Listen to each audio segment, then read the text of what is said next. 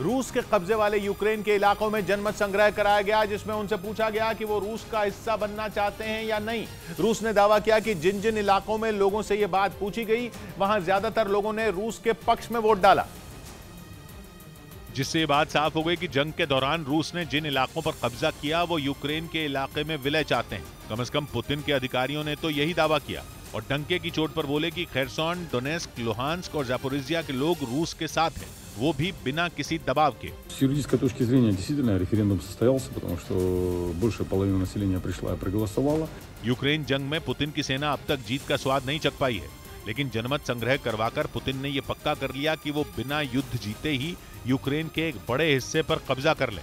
क्योंकि पुतिन ने इशारा कर दिया था कि जनमत संग्रह का नतीजा उनके पक्ष में आते ही वो यूक्रेन के उन इलाकों का रूस में विलय कर लेंगे।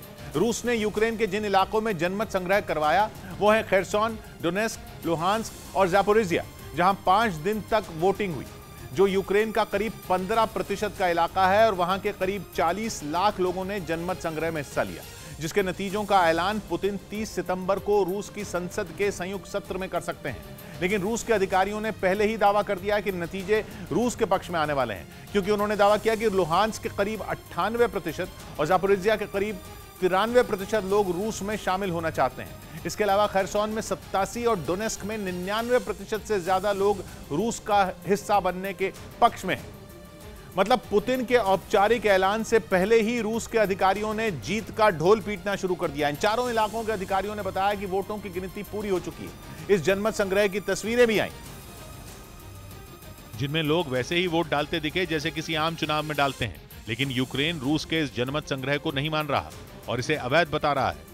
कुछ दिन पहले ही जेलेंस्की ने संयुक्त राष्ट्र सुरक्षा परिषद में बोला था कि पूरी दुनिया की आंखों के सामने रूस यूक्रेन के कब्जे वाले इलाकों में जनमत संग्रह करवा रहा है और लोगों से बंदूक की नोक पर जबरन कुछ दस्तावेज भरवाए जा रहे हैं। वैसे जेलेंस्की के डर की सबसे बड़ी वजह यही है कि पुतिन नतीजों का ऐलान करते ही यूक्रेन के 15% हिस्से को रूस का मानने लगेंगे।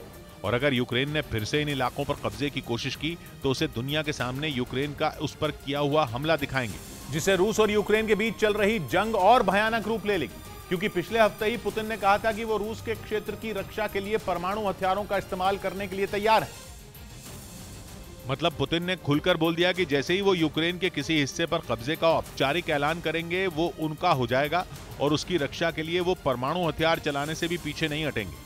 क्योंकि रूस के विदेश मंत्री पहले ही ये बता चुके हैं कि जिन 4 इलाकों में जनमत संग्रह हुआ है, नतीजे आते ही वहां रूस का कानून लागू हो जाएगा, जिसका मतलब साफ है कि खेरसोन, डोनेस्क, लुहांस्क और ज़ापोरिज्जिया में रूस की सरकार होगी और उन लोगों की शामत आ जाएगी जिन्होंने यूक्रेन के पक्ष में वोट डाला था। यानी पूरा चांस है कि 30 सितंबर के बाद रूस यूक्रेन में एक नया दांव चलेगा, जिससे न केवल यूक्रेन का नक्शा बदल सकता है बल्कि वहां के लोगों की जिंदगी में उथल-पुथल मच सकती है।